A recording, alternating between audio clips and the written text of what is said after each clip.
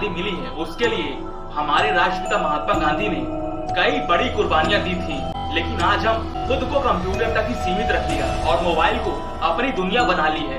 इन जंजीरों से निकलने के लिए महात्मा गांधी के उच्च विचार हैं, जो हमारे लिए मददगार साबित हो सकते हैं। पहला है अनुशासन, दूसरा है संयम से काम, तीसरा सोच पर निर्भर है आने वाला कल। इंसान महान पैदा नहीं होता, उसके विचार ही उसे महान बनाते हैं। विचार और काम की शुद्धता और सरलता ही महान लोगों को आम लोगों से अलग बनाती है। वह वही काम करते हैं जो दूसरे करते हैं, लेकिन उनका मकसद समाज में बदलाव लाना होता है।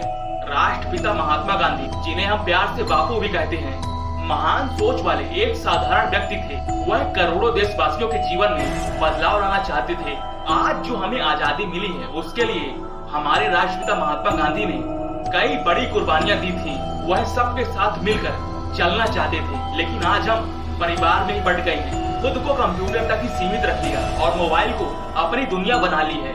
इन जंजीरों से निकलने के लिए महात्मा गांधी के उच्च विचार हैं, जो हमारे लिए मददगार साबित हो सकते हैं। तो आइए महात्मा गांधी के कुछ विचारों के बारे में हम जानते हैं। पहला है अनुशासन।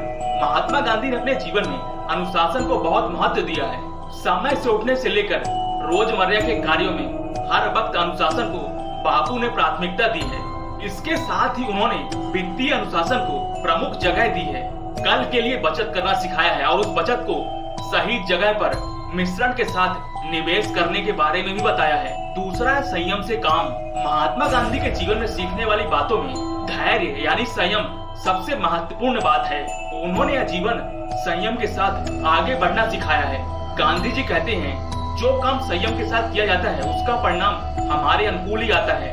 तीसरा, सोच पर निर्भर है आने वाला कल। बापू कहते हैं, अगर वर्तमान में हम अच्छा फैसला करते हैं तो हमारा भविष्य भी बेहतर होता है। भविष्य इस बात पर निर्भर होता है कि आप आज क्या सोचते और क्या करते हैं।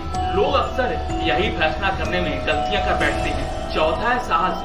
बापू ने जीवन में साहस के साथ आगे बढ़ने की प्रेरणा दी। जिंदगी में चाहे रुकावटें और मुश्किलें कितनी भी क्यों ना हो, अपना पूरा दम लगा के अदम्य साहस से ही हम इस पर सफलता पा सकते हैं। पांचवा है नैतिक रणनीति। महात्मा गांधी ने नैतिक रणनीति के जरिए अंग्रेजों से टक्कर ही नहीं बल्कि आजादी के कठिन लक्ष्य को भी हासिल किया है। उनका मानना था कि अगर आप नैतिकता के रास्ते पर चलते हैं तो अंत में जीत आपकी ही होगी।